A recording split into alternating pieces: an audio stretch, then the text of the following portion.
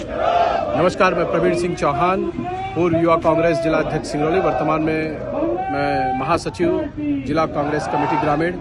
जिस तरीके से भारतीय जनता पार्टी की केंद्र की सरकार सच्चाई की आवाज़ को लगातार अपने तोतों के माध्यम से, जो तोते हैं ईडी और सीबीआई के माध्यम से दबाने का काम कर रही है, संविधान को कुचलने का काम कर रही है, वो बेहद निंदनीय है। जिस तरीके से हमारे नेता आदरणीय राहुल गांधी लगातार इनके भ्रष्टाचारों को उजागर करने का काम कर रहे हैं, लगातार इनके कुकृत्यों को उजागर करने का काम कर रहे हैं, और नरेंद्र मोदी और उनके गुर्गे ये सोचते हैं कि ईडी के दम पर, सीबीआई के दम पर राहुल गांधी की आवाज़ को वो दबा लेंगे। तो मैं बता देना चाहता हूं कि राहुल गांधी वो सिपाही हैं, वो शेर है इस हिंदुस्तान के, कि नरेंद्र मोदी के तोते ईडी और सीबीआई के झूठे खोखले डर से वो डरने वाले नहीं हैं। आज देश की स्थिति वही है कि जब एक तरफ कौरवों की सेना थी और दूसरी तरफ सच्चाई की लड़ाई लड़ रहे पांडव थे, और जो राजा था वो आंखों में पट्टी बांध करके बैठा हुआ था पुत्र मुंह में। वही स्थिति वर्तमान में भारत देश में है कि एक तरफ राहुल गांधी है और दूसरी तरफ सैकड़ों कौरवों की सेना है।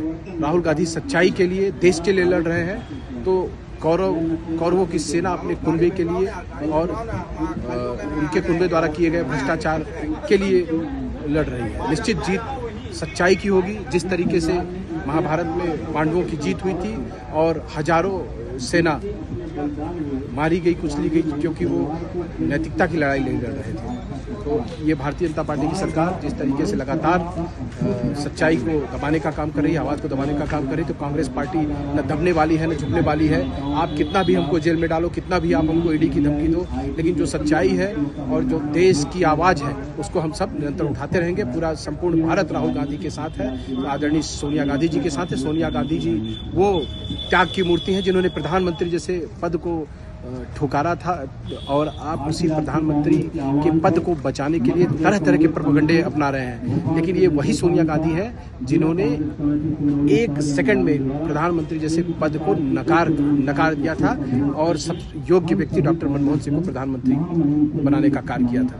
तो ऐसे न्याय की मूर्ति, ऐसे त्याग की मूर्ति के ऊपर झूठे ईडी के मुकदमे लगा करके, और ऐसे देशभक्त जिन्होंने पूरे कन्याकुमारी से लेकर के और जम्मू कश्मीर तक कदमों से पद यात्रा करके एक आवाम गरीब की झोपड़ी में जा करके भी उनका दर्द साझा किया है, जो आज की तारीख में राहुल गांधी देश की आवाज़ बन चुके हैं। तो इस देश की आवाज़ को नरेंद्र मोदी आप नहीं दबा सकते, चाहे आप कितना भी ईडी लगा लो, कितना भी सीबीआई लगा लो, कितने भी जेल डाल दो। और जिस दिन राहुल गांधी जेल गए उस दिन भारत की सारी जेलों में पैर रखने के लिए जगह नहीं होगा। तो बदले की भावना से की जा रही कार्यवाही, किस बात का बदला?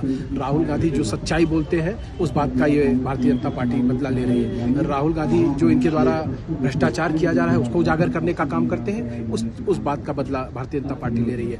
राहुल गांधी लगातार इनके उद्योगपति मित्र है जो अडानी और अंबानी, जो देश को लूटने का काम कर रहे हैं, राहुल गांधी देश की आवाज़ बनकर लड़ने का काम करती है। इस बात का बदला भारतीय जनता पार्टी ले रही है। तो कांग्रेस दबने वाली नहीं, झुकने वाली नहीं, राहुल गांधी दबने वाली नहीं है। हम राहुल गांधी के लिए और इस देश के लिए हम लोग कांग्रेस के सिपाही निरंतर लड़ते रहेंगे।